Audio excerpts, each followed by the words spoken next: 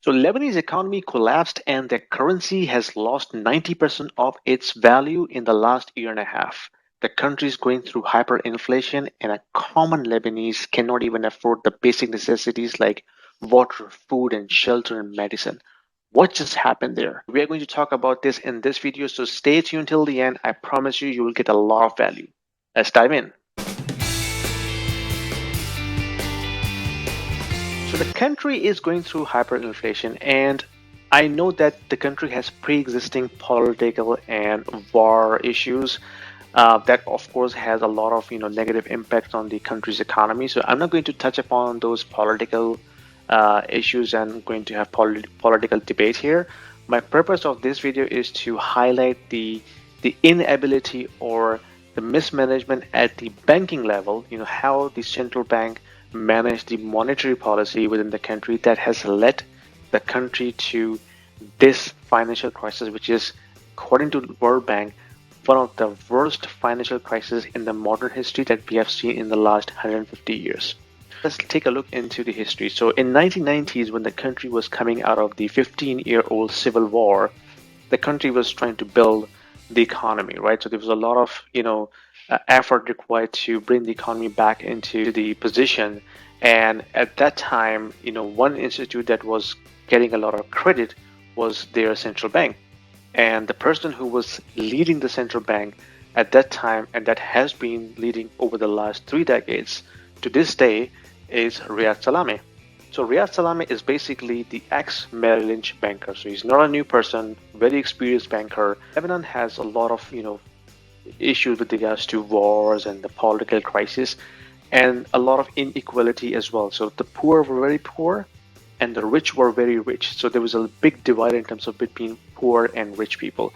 But we never had, a hunger crisis like what we are seeing today. So what Riyad Salameh did back in 90s was he introduced the concept of pegged currency in Lebanon. So if you don't know, the currency systems in the modern times, we have 2 ways to run currency. Number one is the floating currency, where the currency is basically float based upon the demand and supply. If you have more currency in the circulation, of course the value will go down and the prices of goods and services will go up. And if the currency is less in circulation, of course the value goes up and the prices will go down. But in the other category, which is pegged currency, where the currency is pegged or based upon something more stable. It could be another currency, or it could be a tangible asset like gold and silver and platinum back in the days when we used to have it. So what Riyad Salameh architected it, he basically pegged Lebanese lira on US dollar. So what he did was, no matter what happened, a US dollar will always equal to 1500 Lebanese liras or Lebanese pounds, whatever you call them. So what happened was he set the peg. It kind of stabilized the economy, stabilized the currency in the international markets, because it gave some confidence to the investors so that they can start making some trades using the Lebanese lira. And of course, the investors who were basically importing goods from outside, they were able to exchange Lebanese lira and then pay into US dollar. So it's kind of stabilized everything during 90s, and the country was basically moving into some sort of a healthy economic direction. Everything was fine as long as you have dollar coming into the country. So what Riyad Salameh did was he was trying to get US dollar from 2 sources, because they needed to keep a lot of US dollars in the Reserve Bank, because if something happened like a political instability or another war broke out, the people will do a bank run and try to exchange Lebanese lira for their US dollars. So the central bank had to make sure they have enough US dollar available in the Reserve Bank so that they can exchange the lira with the dollars. They were trying to get these US dollars coming into the country from 2 sources. Number one, there is a huge diaspora across the globe of Lebanese people. So a lot of Lebanese lives outside Lebanon. They were trying to send money back into the country using the banking channels, right? So as a result of that, the central bank was getting a lot of money coming into the country, and they were also earning them interest as well. The other source was Lebanese allies, like in the time of crisis, like back in 2006, Saudi Arabia pumped billions of dollars into central bank reserve accounts to stabilize the currency. So because of these two sources, they were keep getting inflow of US dollars into the country. This worked quite well until such time when the dollar start slowing down coming into the country, and at some point they are about to stop. So what happened was, a decade ago, the Lebanese relationship with the allies kind of deteriorated, and the Syrian war broke out, and as a result of that, the Lebanese exporters were not able to export goods and get foreign reserve back into the country. So because of that, the US dollar was stopped, flowing into the country. So what they did was they started, borrowing money from the people. How? They said, okay, if you guys deposit your cash, your US dollar into the Lebanese banks, and you keep it there for 3 years, 4 years, 5 years, and freeze it, then we will give you up to 20% interest. That's a huge return on the investment. So people were basically putting money into the Lebanese banks and freezing it for, let's say, 3 years or 5 years, and getting sometime 18%, sometime 20% return on their investment.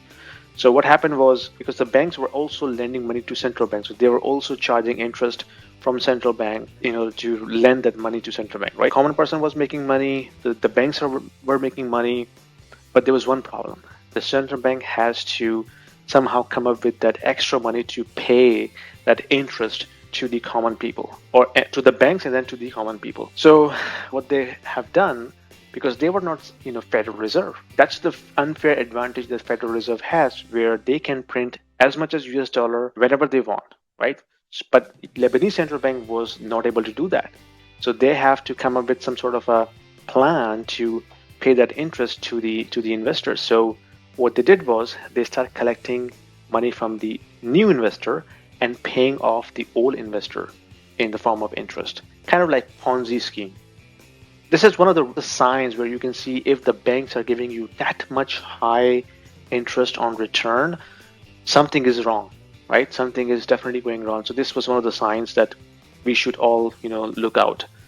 So what happened was that was keep going until such time when this becomes unsustainable, and banks were started putting some restrictions on minimum deposit being withdrawn by the borrower. So those were another signs. And then when people used to purchase something in the international market, like online, they were charging more a high conversion rate as compared to the pegged by the central bank. So that was another sign that why in the international market the lira is being exchanged at a very higher rate than by central bank. But then in 2019 summer, something happened that has completely changed the situation. So what Lebanese government did was they actually imposed tax on WhatsApp calls. That move backfired and then actually sparked the countrywide protest against the government. And the people were not only angry on imposing tax on WhatsApp calls, but they were in general angry on consistent government inability and mismanagement and corruption that has led the country to this stage. And as a result of that, the banks got shut down. And when the banks got shut down, people were basically locked out of their accounts. So nobody in the country was able to withdraw money from their accounts except some political elites and rich and powerful people. So that actually created a panic among people when the banks got shut down and people were not able to withdraw their money. And even after 2 weeks, when the banks were reopened, there was a bank run. People were running towards bank trying to their money back, and banks were refusing to withdraw their monies. And at some point, they were basically putting restrictions like you cannot withdraw more than $100 a week. That of course created a lot of panic, and people were basically losing faith and trust on the banking system, especially the central bank. As a result of that, in the black market, the Lebanese lira was losing its value. So in black market, Lebanese lira became like a floating currency, which central bank did not want, right? So people were losing faith. They were basically exchanging lira with US dollar, and the value of it was keep decreasing and it becoming less valuable over time against US dollar. And in the midst of all this panic, this explosion happened at the port of the city of Beirut, which has completely destroyed not only the liveliness of the neighborhood, which is I think one of the best neighborhood in Beirut. When you as a foreigner go there, you stay in that neighborhood. So that neighborhood is completely destroyed. So there is a cultural side of the thing that has completely destroyed. The port is still destroyed. What happens was that the cost of shipping goods in and out of the country has gone extremely expensive because the port was not operational. As a result of that, the country went into hyperinflation, and now today the US dollar is not equals to 1500 liras as per pact set by central bank. It's actually equals to 21,000 in the black market. So the situation is like this. A common person cannot even afford, electricity and medicine and food. If you go to the superstore to buy a week worth of grocery, it costs you the money which is equal to your month's salary. So that's what the country is struggling with. And why I'm telling you this? I'm telling you this because you need to understand how this banking system works, how central bank operates and manage the monetary policy, because it can happen in any country. A lot of third world countries like Pakistan, India, Sri Lanka, Bangladesh, they can go into this kind of scenario at any time because there's no shortage of, incompetent, stupid people in the political elite. There is no shortage of incompetent, stupid people in the banking elite that can destroy the economy just like that in no time. So the purpose of this video is to educate yourself so that you understand and protect your interest, your financial well-being, and then prepare for this kind of crisis when it happens. I hope and pray it doesn't happen to any other country, and I hope and pray for the Lebanese people so that at some point they come out of this crisis and improve their financial life going forward. I hope this is helpful. If you like it, give me a thumbs up, hit the subscribe button, and share with anybody who you think will get benefit out of this video, and I will see you in my next video. Take care.